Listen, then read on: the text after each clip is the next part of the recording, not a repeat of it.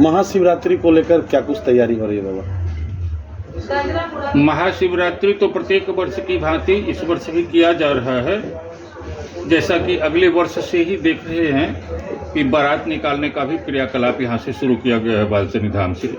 इस वर्ष भी दिन के 2 बजे से संध्या 6 बजे तक बारात निकलेगा, शिव बारात, जो कि यहाँ से बालसनी धाम से कचहरी चौक, भुवनेश्वरी चौक होते हुए बाजितपुर रोड से घूम करके ढेलवा गोसाई होते हुए हॉस्पिटल चौक चौंदी होते हुए परिक्रमा यहाँ तक पहुँचेगा नगर भ्रमण बारात का। एक तो ये प्रक्रिया है ही, और यह शिवलिंग टूट गया था बाबा, उसके बाद यहाँ जो मुख्य इस बार क्रियाकलाप चल रहा है, मुख्य क्रियाकलाप ये है कि यहाँ का शिवलिंग अगले वर्ष नारियल पटकने के कारण यहाँ का शिवलिंग बड़ी कोमल पत्थर का है और अत्यंत प्राचीन शिवलिंग है। तो अत्यंत प्राचीन शिवलिंग है, कोमल पत्थर का है, उस पर नारियल पटका गया जिस कारण शिवलिंग का एक भाग टूट गया, थोड़ा सा तो खंडित हो गया। उसकी सुरक्षा के लिए व्यवस्था पर विचार जब किया गया तो व्यवस्था हुआ कि इस पर एक कायाकल्प कवच लगवा दिया जाए। तो उसको कायाकल्प प्रक्रिया बोलते हैं, कवच लगवाने की प्रक्रिया का विचार किया गया। लेकिन अगले वर्ष जब काशी जाकर के कारीगरों से बात किया गया तो कारीगरों ने कहा कि हम 6-7 महीने तक नहीं बना पाएंगे। इस कारण वहाँ महादेव के पास ग्रिल लगवा दिया गया ताकि आदमी स्पर्श न करे और शिवलिंग क्षतिग्रस्त होने से बचा रहे। जितना हो गया है उससे अधिक क्षतिग्रस्त ना हो, बचाने के लिए ऐसा किया गया।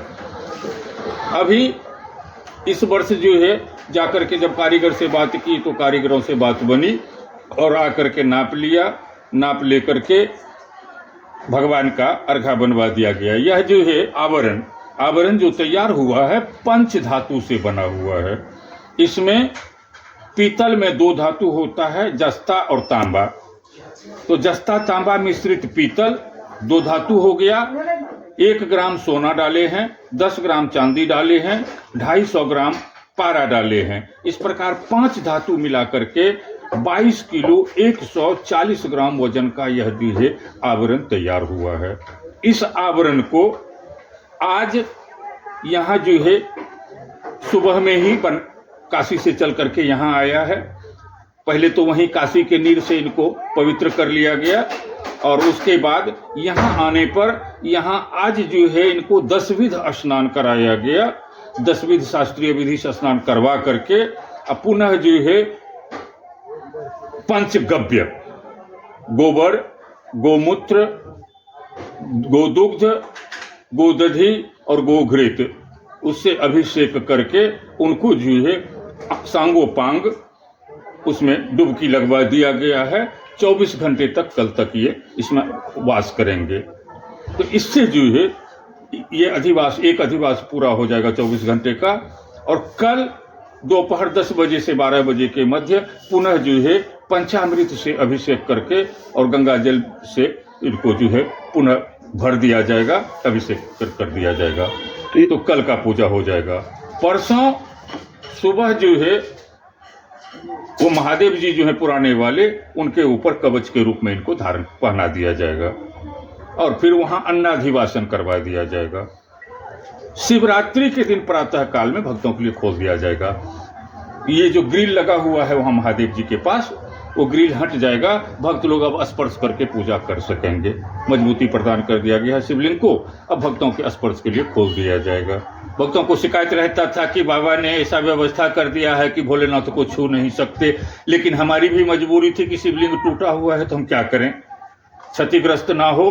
प्राचीन शिवलिंग की सुरक्षा के लिए हमने जो है घेरा लगाया था।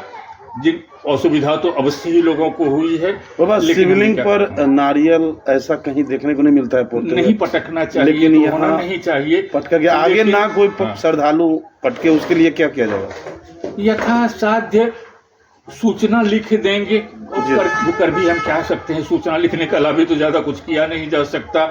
यथासाध्य कोशिश करते हैं, जब रहे तो लोगों को समझाने का कोशिश किया। इसके माध्यम से भी, आप लोगों के माध्यम से भी लोगों को अधिक से अधिक जानकारी प्राप्त होना चाहिए कि शिवलिंग जो है अगर उनको हम भगवान मानते हैं तो भगवान के सिर पर नारियल पटकेंगे तो दुख का कारण है न, ऐसा नहीं करना चाहिए। लेकिन फिर भी अज्ञानता से अगर जो कोई कुछ करते हैं तो अज्ञानता थी जो उन्होंने ऐसा किया। और अब सुरक्षा की जो व्यवस्था की गई है, यह सुरक्षा की व्यवस्था करके फिर से पुराने स्थिति में शिवलिंग आ जाएंगे। सभी लोग स्पर्श करके खुले हृदय से पूजा कर सकेंगे। हमें कोई परेशानी थोड़ी है। हम आप लोगों के जो है सेवा में लगे हुए हैं, ना कि हम किसी को कष्ट पहुंचाना चाहते हैं। बाबा आप किसी परिचय के मोहताज नहीं है, लेकिन व्यूअर के लिए चाहेंगे एक बार अपना परिचय बता दें। मैं नागा शिवजी मुनि उदासीन, हमारे गुरु महाराज श्रीमान महंत काशी मुनि जी उदासीन पंचायती बड़ा अखाड़ा के सदस्य हैं। हमारा गुरु आश्रम पटना सिटी चरखी पर माल सलामी में है। हमारा प्रथम निवास हरिद्वार में उदासीन पंचायती बड़ा अखाड़ा में रहा है और अन्य स्थानों पर भी भ्रमणशील रह करके लगभग हमने संपूर्ण भारतवर्ष का भ्रमण किया। और यहाँ 2006 अक्टूबर 2000 से बाबा उमानाथ के बाद अलखनाथ से पुनः उमानाथ बनारसी घाट, और वहाँ से बनारसी घाट के बाद 2006 में सीढ़ी घाट पर हम उपस्थित हुए हैं और तब से शनि मंदिर शनिदेव की स्थापना किए हैं और यहाँ का मंदिर का जीर्णोद्धार करवा करके आज विधि व्यवस्था कर रहे हैं।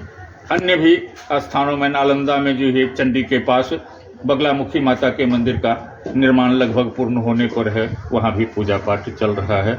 हमारी यही क्रियाकलाप है भगवान। हम सभी हिंदू धार्मिक स्थानों का चाहते हैं कि लोगों में जागृति हो, धार्मिक स्थानों की उन्नति हो, धार्मिक स्थान हमारे सुरक्षित बने रहें, संरक्षित बने रहें। इसके लिए आवश्यक है कि जन जागृति की आवश्यक है, जनता को जोड़ने की आवश्यकता है, अपने सनातन धर्म से लोगों को आगाह करने की, जानकारी देने की आवश्यकता है, जिसका आज अभाव है। पिछले समय में देखा हम लोगों ने कि राम मंदिर के मामले पर हमारे जगत गुरु शंकराचार्य जो है विरोध करने लग गए। तो ये नहीं करना चाहिए, कारण कि आप जो है शैव संप्रदाय के जो है शंकराचार्य हैं श्रीमान, तो आप उसी को देख लीजिए। वैष्णव का कार्य रामानंदाचार्य संप्रदाय वाले देख लेंगे, उसके लिए रामानंदाचार्य होते हैं वैष्णवों के क्रियाकलाप के लिए, उदासीनों के क्रियाकलाप के लिए उदासीनाचार्य होते हैं। अभी अपने मंदिर पर भी होली के बाद, होली और रामनवमी के मध्य में उदासीनाचार्य का, हमारे उदासीन संप्रदाय के शंकराचार्य महोदय, उसी लेवल के जो शंकराचार्य हैं अभी शंकराचार्य लेवल के हमारे जो उदासीन संप्रदाय के होते हैं, उनका जमात यहाँ आने वाला है बाढ़ में।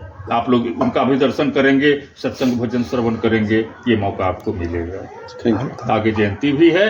तो इस प्रकार से हमारा क्रियाकलाप हमेशा बहुजन हिताय बहुजन सुखाय के तर्ज पर हम कार्य करते हैं। यही हमारा उद्देश्य है कि हम सनातन धर्म को जागृत की जानकारी की आवश्यकता हो, आकर के हमसे जानकारी प्राप्त कर सकते हैं।